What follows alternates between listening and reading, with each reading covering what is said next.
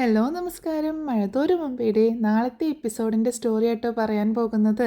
അപ്പോൾ എല്ലാവരും സ്റ്റോറി മുഴുവനായിട്ട് കേൾക്കുക, സപ്പോർട്ട് ചെയ്യുക. ഒരുപാട് നല്ല മുഹൂർത്തങ്ങളുള്ള ഒരു എപ്പിസോഡാണ് നാളെ കേട്ടോ.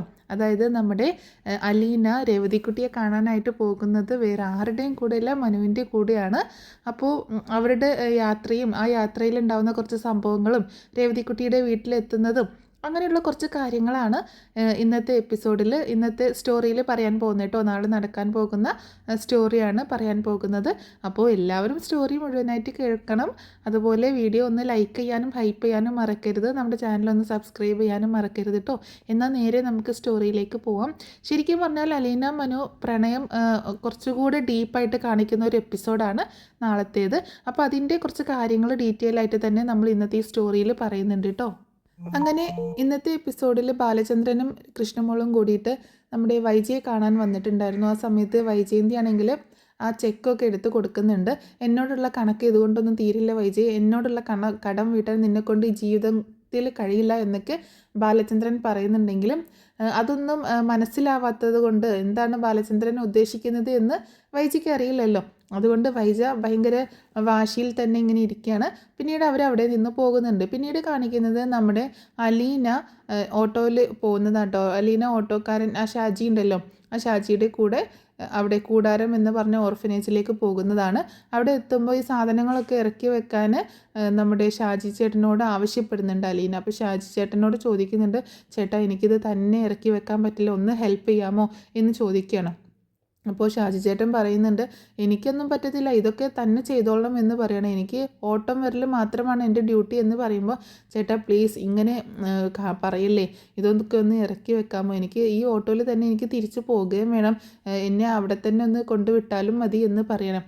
അപ്പോൾ ഷാജി പറയുന്നത് വല്ലാതെ ശല്യമായല്ലോ, ഇതിപ്പോൾ കയറ്റി സാധനങ്ങൾ കൊണ്ടുവന്നതും പോരാ, ഇനി ഇതൊക്കെ ഇറക്കി അകത്തേക്കൂടി കൊണ്ടുവെക്കണമെന്ന് പറഞ്ഞത് ഒത്തിരി കഷ്ടമാണല്ലോ എന്ന് പറയുമ്പോൾ, ഈ പാവങ്ങളെ സഹായിക്കാൻ വേണ്ടിയിട്ടല്ലേ ചേട്ടാ, ഒന്ന് സഹായിക്കുക, ഒന്ന് ഹെൽപ്പ് ചെയ്യുമെന്ന് പറയണം.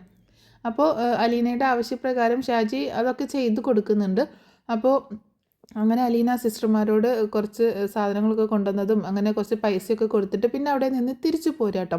തിരിച്ചു പോകുന്നതിന് ശേഷം ഓട്ടോയിൽ ഇങ്ങനെ പോരുന്ന സമയത്ത് ആ ഷാജി ഇവളോട് ചോദിക്കുന്നുണ്ടായിരുന്നു, അലീനയോട് ചോദിക്കുന്നുണ്ട്, കുട്ടി എവിടെയുള്ളതാണ് എന്നൊക്കെ ചോദിക്കുമ്പോൾ ഇങ്ങനെ നെടുമ്പുരിക്കൽ ബാലചന്ദ്രൻ്റെ വീട്ടിലാണ് എന്നൊക്കെ പറയാട്ടോ. ഓ അപ്പം നിങ്ങൾ വലിയ വീട്ടിലെ ആൾക്കാരാണല്ലോ, ആ ഞാൻ കണ്ടിട്ടുണ്ട്, ആ കട എനിക്കറിയാം, ആ ബാലചന്ദ്രൻ സാർ അദ്ദേഹം നല്ലൊരു മനുഷ്യനാണ് എന്നൊക്കെ പറയുന്നുണ്ട് ഷാജി. അപ്പോൾ തൻ്റെ അച്ഛനെക്കുറിച്ച്, അതായത് ബാലചന്ദ്രനെക്കുറിച്ച് ഇങ്ങനെയൊക്കെ കേൾക്കുമ്പോൾ വല്ലാത്തൊരു സന്തോഷമൊക്കെ തോന്നുകയാണ് അലീനയ്ക്ക്. അങ്ങനെ ഓട്ടോ അവിടെ എത്തിയതിന് ശേഷം അലീന ഓട്ടോയിൽ നിന്ന് ഇറങ്ങിയിട്ട് ഓട്ടോ കാശ് ചോദിക്കുന്ന സമയത്ത് അയാൾ പറയുന്നുണ്ട്, എനിക്ക് 300 രൂപ വേണം എന്ന് പറയാണ്. കാരണം ഇത്രയും ഗട്ടറുള്ള റോഡിലൂടെയൊക്കെയാണ് പോയത്. പിന്നെ അത് മാത്രമല്ല അവിടെ എത്തിയിട്ട് സാധനങ്ങൾ ഇറക്കാനും ഒക്കെ സഹായിക്കേണ്ടി വന്നില്ലേ, അത് മാത്രമല്ല അവിടെ വെയിറ്റ് ചെയ്യുകയും ചെയ്തു എന്നൊക്കെ പറയണം. അപ്പോൾ ഷാജി ആണെങ്കിൽ ഇങ്ങനെ ഇങ്ങനെ പേശി ഇങ്ങനെ വാങ്ങിക്കുകയാണ് കാശ്.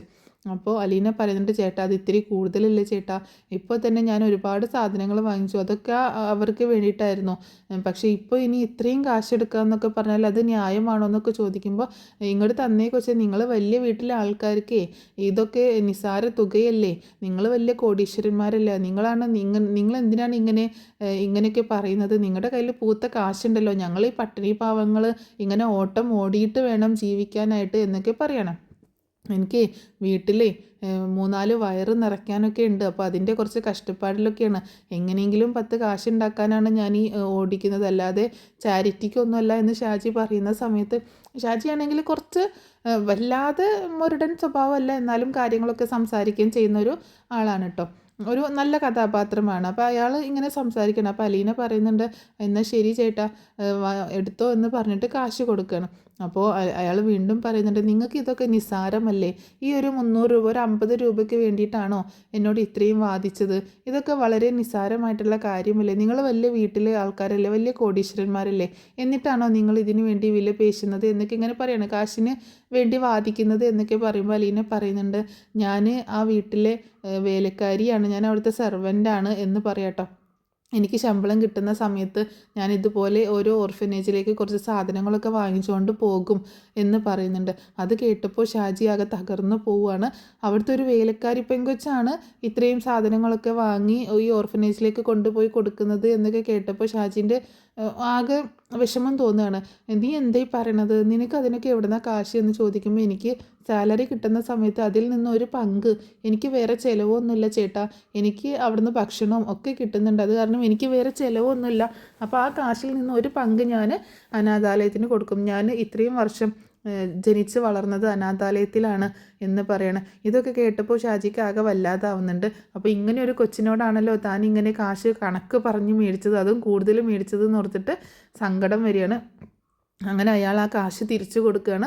ഇത് കൊച്ച് വെച്ചോളൂ, ഇതെനിക്ക് വേണ്ട, കുഴപ്പമില്ല എന്ന് പറയുമ്പോൾ അത് വേണ്ട ചേട്ടാ, ചേട്ടൻ പറഞ്ഞില്ലേ ചേട്ടൻ്റെ വീട്ടിൽ 3-4 വയറുണ്ട് എന്നറിയാനായിട്ട്, ചേട്ടന് ഒരാൾ മാത്രമേ ഉള്ളൂ, അത് കാരണം അത് തിരിച്ച് വേണ്ട, ചേട്ടൻ വെച്ചോളൂ എന്ന് പറയുമ്പോൾ അത് വേണ്ട മോളെ, നീ ഇത് കയ്യിൽ വെച്ചോ, നിനക്ക് എന്തെങ്കിലും ഒരു അത്യാവശ്യം എന്താണെങ്കിലും, നിൻ്റെ ഒന്നും അത്രയും വലിയ മനസ്സൊന്നും എനിക്കില്ല, അന്നാന്ന് അധ്വാനിച്ച് കിട്ടുന്ന പൈസ കൊണ്ട് അന്നാന്ന് കുടുംബം പോറ്റുന്നു, പക്ഷേ നീ ആണെങ്കിലോ ആ പൈസ കൊണ്ട് ഓർഫനേജിലേക്ക് കൊടുക്കുന്നു എന്ന് പറയുമ്പോൾ അത് എനിക്ക് വേറെ ആരെയും പോറ്റാനൊന്നും ഇല്ലല്ലോ ചേട്ടാ, അതുകൊണ്ടാണ്, എനിക്ക് വേറെ പൈസയ്ക്കൊന്നും ആവശ്യമില്ലല്ലോ, പക്ഷേ ചേട്ടൻ്റെ അവസ്ഥ അങ്ങനെയല്ലല്ലോ, ചേട്ടന് കുടുംബം നോക്കണ്ടേ, അതുകൊണ്ട് അങ്ങനെ എല്ലാവർക്കും സാധിക്കണമെന്നില്ലല്ലോ, എനിക്ക് വേറെ ചിലവുകളൊന്നും ഇല്ലാത്തതുകൊണ്ട് ആ പൈസ ഞാനിങ്ങനെ ഓർഫനേജിലേക്ക് കൊടുക്കുന്നു, അത്രമാത്രം എന്ന് പറയണം.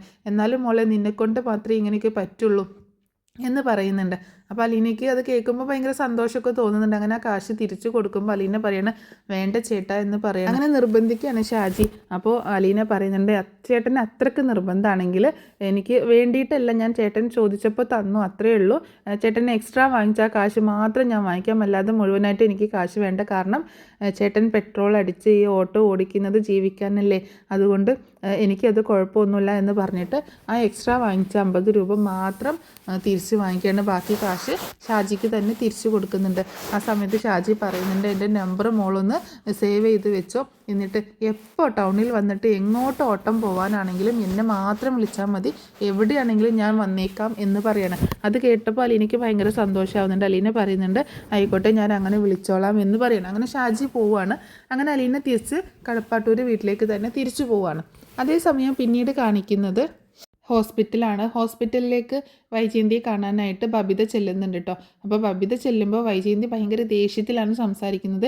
എന്തിനാ ബബിത നീ വീട്ടിലേക്ക് തിരിച്ചു പോയത് എന്ന് ചോദിക്കുമ്പോൾ വേറെ വഴി ഉണ്ടായിരുന്നില്ല അമ്മേ, അതായത് അവിടെ നിൽക്കുമ്പോൾ ആകെ ബുദ്ധിമുട്ടാണ്, നമ്മുടെ വീട്ടിൽ നിൽക്കുന്ന ആ ഒരു സെക്യൂരിറ്റി ഒന്നുമില്ല, ഒരു ഫ്രീഡം ഒന്നുമില്ല, അവിടെ ഒരു സുഖം ഉണ്ടായില്ല, പിന്നെ ശിവനങ്കളും കൊണ്ടുവിടാമെന്ന് പറഞ്ഞു, അങ്ങനെ തിരിച്ചു പോയതാണ് എന്ന് പറയണം. പക്ഷേ അവളുള്ള ആ വീട്ടിലേക്ക് പോകാൻ ഇഷ്ടമുണ്ടായിട്ടല്ല പോയത്, ഒട്ടും ഇഷ്ടമില്ലാതെയാണ്. അവളെ ഞാൻ അംഗീകരിക്കുകയോ അവളോട് ഞാൻ നല്ല രീതിയിൽ പെരുമാറുകയോ ഒന്നുമില്ല, എനിക്ക് എത്രയും പെട്ടെന്ന് അമ്മ ഇവിടെ നിന്ന് സുഖം പ്രാപിച്ച് വന്ന് നമുക്ക് മാത്രമായിട്ടൊരു വീട്ടിലേക്ക് മാറി താമസിക്കാം എന്ന് ബബിത പറയണം. അപ്പോൾ വൈജ് പറയുന്നുണ്ട് കുറച്ച് നാളും കൂടി ക്ഷമിക്ക്, നമുക്ക് ഉടനെ തന്നെ മാറി താമസിക്കാം എന്ന് പറയണം. അപ്പോൾ വൈജ് ചോദിക്കുന്നുണ്ട് എങ്ങനെയുണ്ട് വീട്ടിലേക്ക് തിരിച്ച് ചെന്നപ്പോൾ അവൾ നിങ്ങളോട് വല്ല കെട്ടിലമ്മ ചമഞ്ഞൊക്കെ വന്നോ എന്ന് ചോദിക്കുമ്പോൾ അങ്ങനെയൊന്നുമില്ല, ഞങ്ങൾ കൊണ്ടുവിട്ടന്ന് അങ്കിൾമാരും ഉണ്ടായിരുന്നല്ലോ, അങ്ങനെ അവർക്കൊക്കെ ഭക്ഷണമൊക്കെ എടുത്ത് കൊടുക്കുന്നുണ്ടായി, എന്നോട് ഭക്ഷണം കഴിക്കാൻ വിളിച്ചപ്പോൾ ഞാൻ കഴിച്ചില്ല, അവൾ എനിക്ക് ജ്യൂസും കൊണ്ട് തന്നു, ഞാനത് തട്ടിക്കളഞ്ഞു എന്ന് പറയണേ. ആ നന്നായി എന്ന് പറയണേ. അപ്പോൾ നീ ഇപ്പോൾ എങ്ങനെയാണ് ഭക്ഷണം കഴിക്കുന്നത്? ഇപ്പോൾ അവിടെ നിന്ന് ഭക്ഷണം കഴിക്കുകയല്ലാതെ വേറെ വഴിയില്ല, എല്ലാവരും കൂടി കഴിക്കാനിരിക്കുമ്പോൾ അച്ഛൻ വിളിക്കും, ചെന്നില്ലെങ്കിൽ അച്ഛൻ വഴക്ക് പറയും, അതുകൊണ്ട് ഒരുമിച്ചിരുന്ന് ഭക്ഷണം കഴിക്കും, അത്ര തന്നെ എന്ന് പറയണം.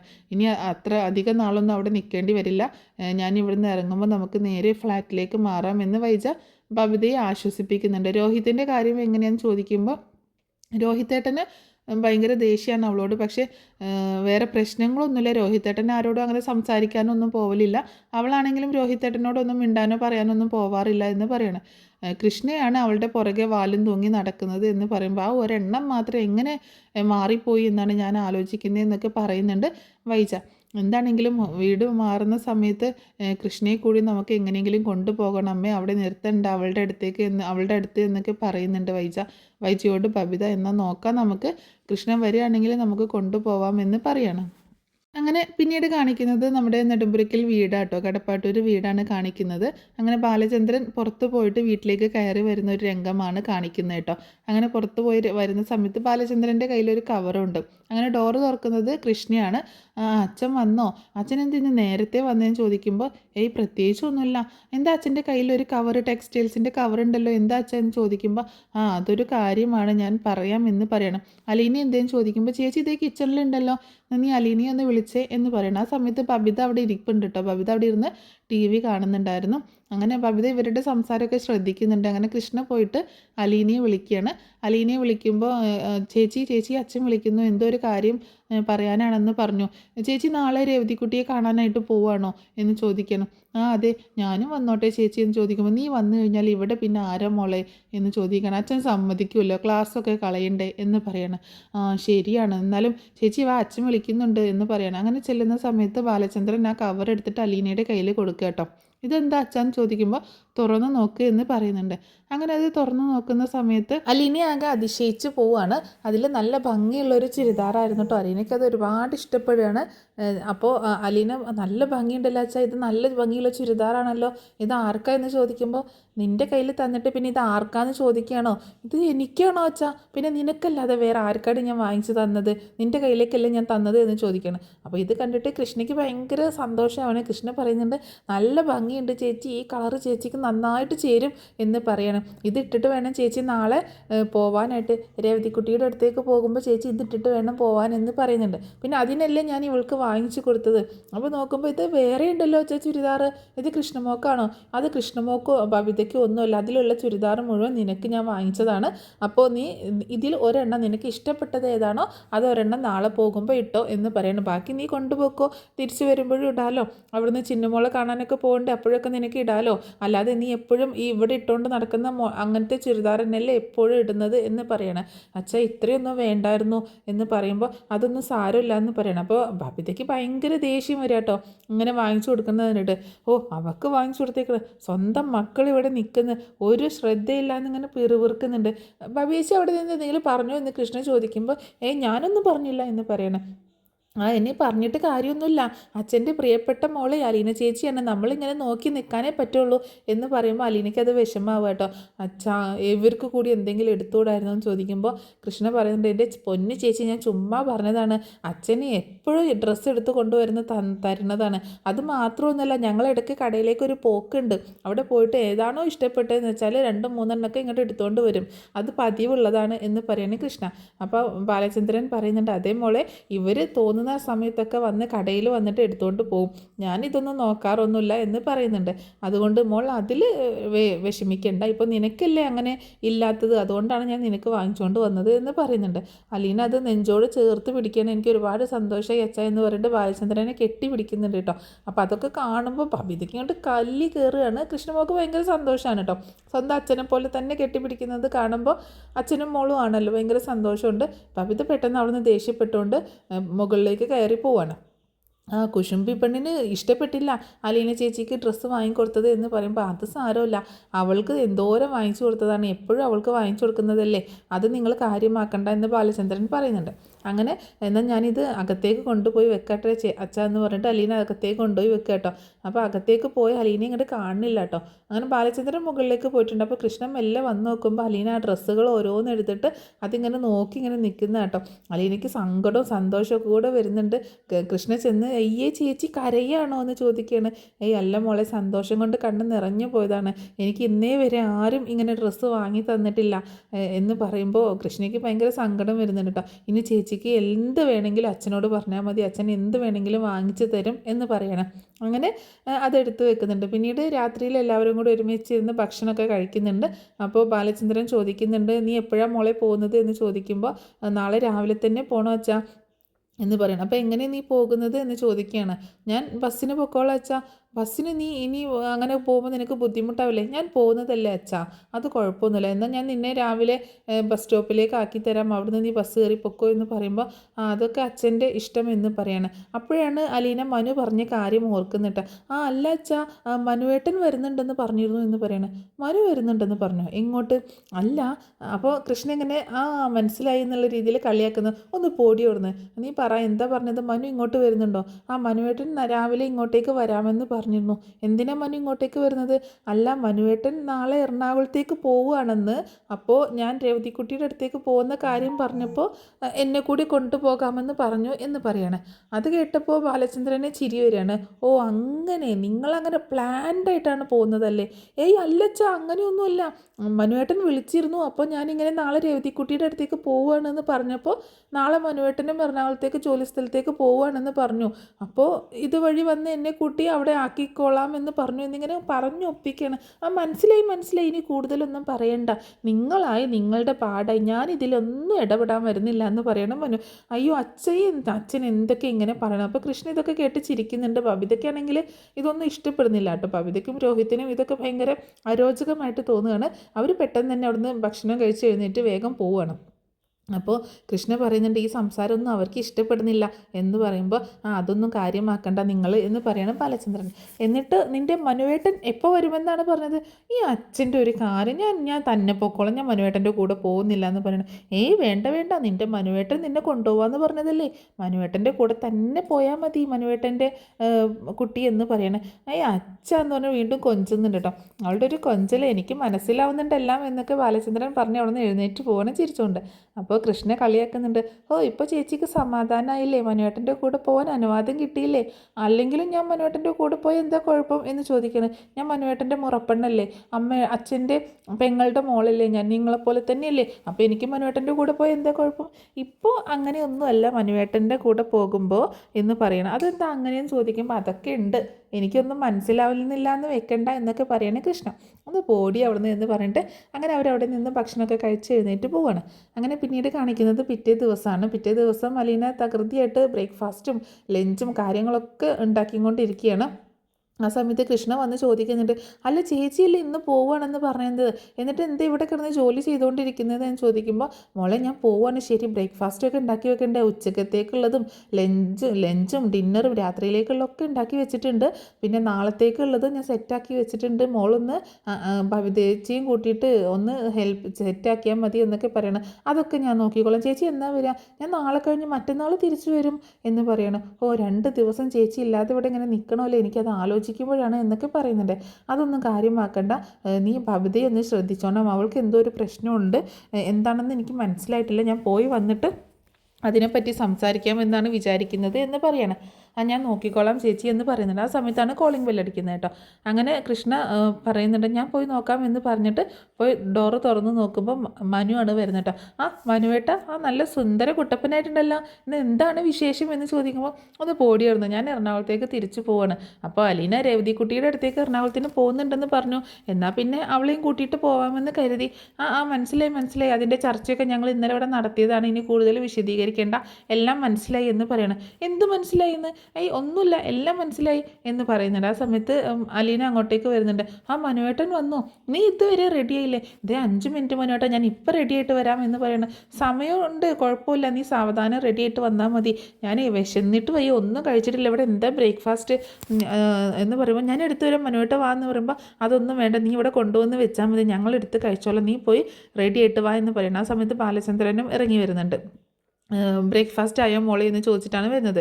അപ്പോൾ കൃഷ്ണ ചീത്ത പറയുന്നുണ്ട്, ഈ അച്ഛൻ എന്താ പറയണത്, ചേച്ചിക്ക് ഇന്ന് പോവേണ്ടതല്ലേ, എന്നിട്ട് ബ്രേക്ക്ഫാസ്റ്റ് ആയോ എന്ന് ചോദിച്ചിട്ടാണോ വരുന്നത് എന്ന് ചോദിക്കുമ്പോൾ, അതെ, അവൾ എങ്ങോട്ട് പോവുകയാണെങ്കിലും ബ്രേക്ക്ഫാസ്റ്റും ലഞ്ചും ഡിന്നറും ഒക്കെ സെറ്റാക്കിയിട്ടേ പോകത്തുള്ളൂ, അത് എനിക്ക് നന്നായിട്ടറിയാം, അതുകൊണ്ട് ഞാൻ അവളോട് ചെയ്യണ്ടെന്നൊന്നും പറഞ്ഞില്ല, ചെയ്യണ്ടെന്ന് പറഞ്ഞാലും അവൾ ചെയ്യും, പിന്നെ എന്തിനാണ് ഞാൻ അങ്ങനെ പറയുന്നത്? അതുകൊണ്ടാണ് എനിക്കറിയാം അവളെല്ലാം സെറ്റാക്കിയിട്ടുണ്ടാവുമെന്ന്. ആ മനു നീ എപ്പോഴാടാ വന്നേ? ഞാൻ ദേ ഇപ്പോൾ വന്നുള്ളൂ. ആ നീ അലീനയെ കൊണ്ടുവിടാമെന്ന് പറഞ്ഞോ? ആ അങ്കിളെ ഞാൻ ഏതായാലും ആ വഴി പോവുകയാണല്ലോ എറണാകുളത്തിന്. നീ എറണാകുളത്തിന് അങ്ങോട്ട് പോവില്ലേ? പിന്നെ നീ ഇവളെ പാലാരിവട്ടം വരെ കൊണ്ടാക്കണ്ടേ? അതൊന്നും കുഴപ്പമില്ല അങ്കിളെ, എന്തായാലും എറണാകുളത്തല്ലേ, അവിടുന്ന് ഇത്തിരിയല്ലേ ഉള്ളൂ, ഇൻഫോ പാർക്കിൽ നിന്ന് കുറച്ച് ദൂരമല്ലേ ഉള്ളൂ പാലാരിവട്ടത്തേക്ക്. ഞാൻ അവളെ അലീനയെ അവിടെ ആക്കിയിട്ട് ഞാൻ ജോലി സ്ഥലത്തേക്ക് പോകും. ഓ നിനക്ക് അതിനൊക്കെ സമയമുണ്ടോടാ മനു? എനിക്ക് സമയത്തിന് എന്താ കുഴപ്പം അങ്കിളെ? ആ അല്ല ഞാൻ ചോദിച്ചെന്നേ ഉള്ളൂ അങ്കിളെ എന്ന് വിളിച്ചിട്ട് ഇങ്ങനെ മനുവിന് മനസ്സിലാവുകയാണ് ഇങ്ങനെ ബാലചന്ദ്രൻ തന്നെ കളിയാക്കുകയാണ് എന്നുള്ളത് മനസ്സിലാവുകയാണ്. അങ്ങനെ അവർ ബ്രേക്ക്ഫാസ്റ്റൊക്കെ കഴിക്കുമ്പോൾ അലീന ഞാൻ പോയി ഫ്രഷ് ആയിട്ട് റെഡി ആയിട്ട് വരാൻ മനുവേട്ട അച്ഛ എന്ന് പറഞ്ഞിട്ട് പോകുന്നുണ്ട്. അങ്ങനെ അലീന പോയി പെട്ടെന്ന് ഡ്രസ്സൊക്കെ ബാലചന്ദ്രൻ കൊടുത്ത ഒരു ഡ്രസ്സൊക്കെ ഇട്ടുകൊണ്ട് വരികയാണ്. അതേസമയം ഇവർ ഭക്ഷണമൊക്കെ കഴിച്ച് കഴിഞ്ഞ് കൃഷ്ണ അതൊക്കെ കൊണ്ടുപോയി ക്ലീൻ ആക്കിയിട്ടുണ്ടാവും കേട്ടോ. അങ്ങനെ ആ സമയത്ത് അലീന ഡോറ് തുറന്ന് ഇറങ്ങി വരുന്നത് കണ്ട് എല്ലാവരും അതിശയിച്ച് നിന്ന് പോവുകയാണ്. അത്രയും നാളുണ്ടായിരുന്ന ഒരു ഡ്രസ് കോഡിൽ നിന്ന് മാറി അലീനയെ ആ ഒരു വേഷത്തിൽ കണ്ടപ്പോൾ മനുവിൻ്റെ കണ്ണൊക്കെ ഇങ്ങോട്ട് തള്ളി പോകുന്നുണ്ട് കേട്ടോ. അപ്പോൾ കൃഷ്ണൻ പറയുന്നുണ്ട്, വാവ് എന്ത് ഭംഗിയാണ് ചേച്ചി, ചേച്ചി ശരിക്കും ഒരു സുന്ദരി കുട്ടിയാട്ടോ, ഈ ഡ്രസ്സ് കൂടി ഇട്ടപ്പോൾ ചേച്ചിയെ കാണാൻ നല്ല സുന്ദരിയായിട്ടുണ്ട് എന്ന് പറയണം. അപ്പോൾ ബാലചന്ദ്രനെ ഇങ്ങനെ നോക്കുകയാണ് അലീന. ബാലചന്ദ്രൻ പറയുന്നുണ്ട്, നന്നായിട്ടുണ്ട് മോളെ, മോൾക്ക് നന്നായിട്ട് ചേരുന്നുണ്ട് എന്ന് പറയണം. അപ്പോൾ മനു ആണെങ്കിൽ അലീനയെ കണ്ണ് വെട്ടാത്ത ഇങ്ങനെ നോക്കി നിൽക്കുക കേട്ടോ. ഹലോ മിസ്റ്റർ മനുശങ്കർ, എന്തെങ്കിലും ഒന്ന് പറ, ഇവിടെ ഒരാൾ പുതിയ ഡ്രസ്സ് ഇട്ട് വന്നിട്ട് ഒന്നും മിണ്ടാതെ നിന്നാൽ എങ്ങനെ ശരിയാവുക എന്ന് കൃഷ്ണ കളിയാക്കുമ്പോഴാണ് മനു അങ്ങനെ ഒരു സ്ഥലകാലബോധം വീണ്ടെടുക്കുന്നത്. ആ നന്നായിട്ടുണ്ട്, എന്നാൽ പോകാം എന്ന് പറയാണ്. എന്താ ഇത്ര ധൃതി, ഒന്ന് എന്തെങ്കിലുമൊക്കെ സംസാരിച്ചിട്ട് പോ മനുവേട്ടനോട് പറയാണ് കൃഷ്ണ. ഇനി എന്ത് സംസാരിക്കാനാണ്, ഇപ്പം ഇത്രയും നേരം നിന്ന് സംസാരിക്കായിരുന്നില്ലേ, എനിക്ക് ജോലി സ്ഥലത്തേക്ക് വേഗം എത്തണം. ഓ മനസ്സിലായി, എന്തിനുള്ള ധൃതിയാണെന്ന് മനസ്സിലായി എന്ന് പറയണം. അപ്പോൾ ബാലചന്ദ്രൻ്റെ അടുത്ത് വന്നിട്ട് അലീന പറയുന്നുണ്ട്, എന്നാൽ അച്ഛൻ പോയിട്ട് വരാമെന്ന് പറയുമ്പോൾ ശരി പോയിട്ട് വാ, രണ്ടുപേരും കൂടിയുള്ള ഒരുമിച്ചുള്ള ആദ്യത്തെ യാത്രയല്ലേ, അത് സന്തോഷകരമാവട്ടെ, ഒരു തുടക്കമാവട്ടെ എന്നൊക്കെ മനു പറയുമ്പോൾ എന്താപ്പോൾ ഇങ്ങനെ പറയണമെന്നുള്ള രീതിയിൽ മനുവും അലീനയും ഒരു ചമ്മലോട് കൂടിയിട്ട് നോക്കുകയാണ്. എന്നിട്ട് മനുവിൻ്റെ കൈ പിടിച്ചിട്ട് അലീനയുടെ കയ്യിൽ കൊടുക്കുകയാണ്. നിങ്ങൾ രണ്ടുപേരും എന്നും ഇതുപോലെ ഒരുമിച്ച് വേണമെന്ന് ഒരുപാട് ആഗ്രഹിക്കുന്ന ഒരാളാണ് ഞാൻ എന്ന് പറയുന്നുണ്ട്. ഈ അങ്കിളിൻ്റെ ഒരു കാര്യം എന്ന് പറയണം. അങ്ങനെ അലീനയും മനുവും കൂടി പുറത്തേക്ക് ഇറങ്ങുകയാണ്. കൂടെ കൃഷ്ണയും പുറകെ ചെല്ലുന്നുണ്ട് കേട്ടോ. അങ്ങനെ അലീന യാത്ര പറയുമ്പോൾ എന്നാൽ പോയിട്ട് വരാം മോളെ എന്ന് പറയുമ്പോൾ, പോയിട്ട് വാ ചേച്ചി, ഞാനൊരു കാര്യം പറയട്ടെ, എനിക്ക് ഒരു കാര്യം പറയാതിരിക്കാൻ പറ്റുന്നില്ല എന്ന് പറയണേ. എന്താ നീ പറഞ്ഞു എന്ന് പറയുമ്പോൾ, അതെ ഇപ്പോൾ രണ്ടുപേരെയും കൂടി കണ്ടിട്ടുണ്ടെങ്കിൽ ഇപ്പോൾ കല്യാണം കഴിഞ്ഞ പുതുമോടിയാണെന്ന് തോന്നും, ഭാര്യയും ഭർത്താവുമായിട്ടാണ് തോന്നുന്നത്, ഇപ്പോൾ ദേ ജസ്റ്റ് കല്യാണം കഴിഞ്ഞ് വിരുന്നിനൊക്കെ പോവില്ലേ അതുപോലെയാണ് തോന്നുന്നത് എന്നിങ്ങനെ കൃഷ്ണ പറയുമ്പോൾ അലീന എന്തെങ്കിലുമൊക്കെ എടുത്ത് അവൾ എറിയാനായിട്ട് നോക്കുക കേട്ടോ. കൃഷ്ണമോളാണെങ്കിൽ ഒളിച്ച് കളിക്കുകയും ചെയ്യുന്നുണ്ട്. മനു ആണെങ്കിൽ ഇതൊക്കെ കേട്ടിട്ട് പൊട്ടിച്ചിരിക്കുകയാണ് ചെയ്യുന്നത്. നിന്നെ ഞാൻ ശരിയാക്കി തരാടി, ഞാൻ പോയിട്ട് വരട്ടെ, നിനക്കുള്ളത് ഞാൻ വെച്ചിട്ടുണ്ട് എന്ന് പറയണം. അങ്ങനെ മനുവും അലീനയും കൂടെ കാറിൽ കയറിയിട്ട് പോവുകയാണ്. അങ്ങനെ ഫ്രണ്ട് സീറ്റിൽ തന്നെയാണ് അലീനയും കയറുന്നത് കേട്ടോ. അങ്ങനെ അവർ യാത്ര ചെയ്യുന്ന സമയത്ത് ഇവരിങ്ങനെ ഒരുപാട് സംസാരിക്കുന്നൊക്കെ ഉണ്ട്. അലീനയ്ക്ക് പണ്ട് യാത്ര ചെയ്തിരുന്നത് പോലെയല്ല, അന്ന് ഹോസ്പിറ്റലിലൊക്കെ കിടന്ന സമയത്ത് മനുവിൻ്റെ കൂടെ കാറിൽ യാത്ര ചെയ്തിട്ടുണ്ട്, ബാലചന്ദ്രൻ ഹോസ്പിറ്റലിൽ കിടന്ന സമയത്ത്. പക്ഷേ ഇപ്പോൾ അങ്ങനെയല്ല, ഇതൊരു പ്രണയ യാത്രയാണ്. അപ്പോൾ പ്രണയം, രണ്ടുപേരുടെ ഉള്ളിലും പ്രണയമുണ്ട്, രണ്ടുപേരും അത് തുറന്ന് പറയുകയും ചെയ്തിട്ടുണ്ട്. അപ്പോൾ അതിൻ്റെ ഒരു ചമ്മലും അതിൻ്റെ ഒരു സ്റ്റാർട്ടിങ് ട്രബിളും എല്ലാം ഉണ്ട് രണ്ടുപേർക്കും. അങ്ങനെ യാത്ര ചെയ്ത് കുറേ നേരം മിണ്ടാതെ യാത്ര ചെയ്യാട്ടോ. ഒന്നും പറയാൻ കിട്ടാത്തത് കൊണ്ട് മനു ചോദിക്കുന്നുണ്ട്, എന്താ തനിക്കൊന്നും പറയാനില്ലേ എന്ന് ചോദിക്കുമ്പോൾ, മനുവേട്ട ഞാൻ എന്ത് പറയാനാ എന്ന് ചോദിക്കുകയാണ്. അപ്പോൾ നീ രേവതിക്കുട്ടിയുടെ അടുത്ത് പോയിട്ട് എന്നാ തിരിച്ചു വരുന്നത്? ഞാൻ മറ്റന്നാൾ തിരിച്ചു വരും മനുവേട്ട. ഞാൻ മറ്റന്നാൾ തിരിച്ച് ഇങ്ങോട്ട് തന്നെ വരുന്നുണ്ട്, അപ്പോൾ നമുക്ക് ഒരുമിച്ച് ഇങ്ങോട്ട് തന്നെ പോരാം. മനുവേട്ടൻ എന്താ പറയണത്? മനുവേട്ടൻ ഒരാഴ്ച കഴിഞ്ഞിട്ടൊക്കെ അല്ലേ വരുന്നത്? അല്ല എനിക്ക് മറ്റന്നാൾ ഇങ്ങോട്ട് വരേണ്ട ഒരു അത്യാവശ്യമുണ്ട്, നമുക്ക് ഇങ്ങോട്ട് ഒരുമിച്ച് തന്നെ തിരിച്ചു പോരാം എന്ന് പറയുമ്പോൾ അലീന ചിരിക്കുക കേട്ടോ, മനസ്സിലായി എന്നുള്ള അർത്ഥത്തിൽ. എന്നിട്ട് അപ്പം മനുവിന് മനസ്സിലാവുകയാണ്, അലീനയ്ക്ക് മനസ്സിലായി അലീനയുടെ കൂടെ ഇങ്ങോട്ടേക്ക് വരാൻ വേണ്ടിയിട്ടാണ് പറയുന്നതെന്ന്. അങ്ങനെ പോകുന്ന വഴിക്ക് അവരിങ്ങനെ ഇങ്ങനെ നമ്മുടെ കരിക്ക് കാണുകയാണ്. അപ്പോൾ അവിടെ നിർത്തിയിട്ട് മനു അലീനയുടെ കൈ പിടിച്ചുകൊണ്ട് റോഡൊക്കെ ക്രോസ് ചെയ്ത് വന്നിട്ട് അലീനയ്ക്ക് കരിക്ക് മേടിച്ചു കൊടുക്കുന്നുണ്ട്, ഇളനീര് മേടിച്ചു കൊടുക്കുന്നുണ്ട് കേട്ടോ. അപ്പോൾ അങ്ങനെ രണ്ടുപേരും കൂടെ അവിടുന്ന് ഇളനീരൊക്കെ കുടിച്ച് ഭയങ്കര സംസാരം, നല്ല എന്താ പറയുക റൊമാൻറ്റിക് ആയിട്ടൊക്കെ അങ്ങനെ സംസാരിച്ച് അങ്ങനെ തിരിച്ച് കാറിലേക്ക് കയറി തന്നെ പോവാണ്. അങ്ങനെ വീണ്ടും പോകുന്ന സമയത്ത് ഇങ്ങനെ ഓരോ കാര്യങ്ങൾ തുരുതരാ ഇങ്ങനെ സംസാരിക്കുന്നുണ്ട് അലീന. രേവതിക്കുട്ടിയുടെ കാര്യങ്ങൾ, ചിന്നുവിൻ്റെ കാര്യങ്ങൾ അങ്ങനെയൊക്കെ പറയുമ്പോൾ മനു പറയുന്നുണ്ട്, എനിക്ക് രേവതിക്കുട്ടിയെ കാണാൻ കൊതിയാവുന്നുണ്ട്, അന്ന് ഒരു തവണ കണ്ടിട്ടല്ലേ ഉള്ളൂ, ഭയങ്കര ക്യൂട്ടാട്ടോ നിൻ്റെ രേവതിക്കുട്ടി, ഭയങ്കര ആളൊരു നിഷ്കളങ്കയാണ്, ഒരു പാവാണ്, എൻ്റെ സ്വന്തം അനിയത്തി പോലെ തന്നെയാണ് എനിക്ക് രേവതിക്കുട്ടി എന്ന് പറയണം. അവളെ എല്ലാവർക്കും ഇഷ്ടപ്പെട്ടു, ഇഷ്ടപ്പെടും മനുവേട്ടാ, കാരണം ഒരു വായാടിയാണ് ആൾ, ഇങ്ങനെ സംസാരിച്ചുകൊണ്ടിരിക്കും, പക്ഷെ ആൾ പാവാണ് എന്ന് പറയുന്നുണ്ട്. എനിക്ക് നിൻ്റെ ചിന്നുമോളെയും കാണണമെന്നൊക്കെ ഉണ്ട്, അത് കൊല്ലത്തെ മനുവേട്ടാ, ഞങ്ങൾ അവിടെ ചെന്നിട്ട് ചിന്നുമോളെ കാണാനായിട്ട് പോകും എന്ന് പറയണം. അപ്പം മനു ചോദിക്കുന്നുണ്ട്, നിങ്ങൾ എന്നാ പോവുക? നാളെ ആയിരിക്കും പോവുക. അപ്പോൾ നീ എങ്ങനെ പോവുക? അങ്കിളും ആൻറ്റിയും വരും, എന്നാൽ ഞാൻ കൂടി വന്നാലോ എന്ന് ചോദിക്കുമ്പോൾ മനുവേട്ടന് നാളെ വർക്കില്ലേ, എന്നിട്ട് നാളെ കഴിഞ്ഞ് ഇങ്ങോട്ടേക്ക് വരണ്ടേ? അതൊന്നും കുഴപ്പമില്ലടോ, ഞാനും കൂടി വന്നാലോ? അതേ മനുവേട്ട, ഞാൻ അവിടെ ചെന്നിട്ട് കാര്യങ്ങളൊക്കെ എങ്ങനെയാണെന്ന് നോക്കിയിട്ട് മനുവേട്ടനോട് പറയാം എന്ന് പറയുന്നുണ്ട്. അങ്ങനെ അവർ രണ്ടുപേരും കൂടി കാറിൽ ഇങ്ങനെ പോവുകയാണ്. അങ്ങനെ രേവതിക്കുട്ടിയുടെ വീട്ടിലേക്കാണ് പോകുന്നത്. അവിടെ എത്തുമ്പോൾ മനുവിനെ കാണുമ്പോൾ രേവതിക്കുട്ടിക്ക് ഭയങ്കര എക്സൈറ്റ്മെൻ്റ് ഒക്കെ ആകും. അപ്പോൾ അതിൻ്റെയൊക്കെ സ്റ്റോറി ഞാൻ പിന്നീട് പറഞ്ഞ് അപ്ലോഡ് ചെയ്യാം കേട്ടോ. അപ്പോൾ ഇത്രയും കാര്യങ്ങളൊക്കെ ഇത്രയും കാര്യങ്ങളൊക്കെ ആയിരിക്കും നാളത്തെ എപ്പിസോഡിൽ സംഭവിക്കാൻ പോകുന്നത്. അപ്പോൾ എന്തെങ്കിലുമൊക്കെ ചെറിയ മാറ്റങ്ങൾ അങ്ങോട്ടും ഇങ്ങോട്ടും വരാം. അപ്പോൾ ഈ സ്റ്റോറി എല്ലാവർക്കും ഇഷ്ടമായിട്ടുണ്ടാവും എന്ന് വിചാരിക്കുക കേട്ടോ. ഇഷ്ടമായിട്ടുണ്ടെങ്കിൽ ഒന്ന് സപ്പോർട്ട് ചെയ്യാൻ മറക്കരുത്, ലൈക്ക് ചെയ്യാനും ഹൈപ്പ് ചെയ്യാനും മറക്കരുത്, സബ്സ്ക്രൈബ് ചെയ്യാൻ ഒരിക്കലും മറക്കരുത്. നെക്സ്റ്റ് ഒരു സ്റ്റോറിയായിട്ട് വീണ്ടും വരാം. Thanks for watching.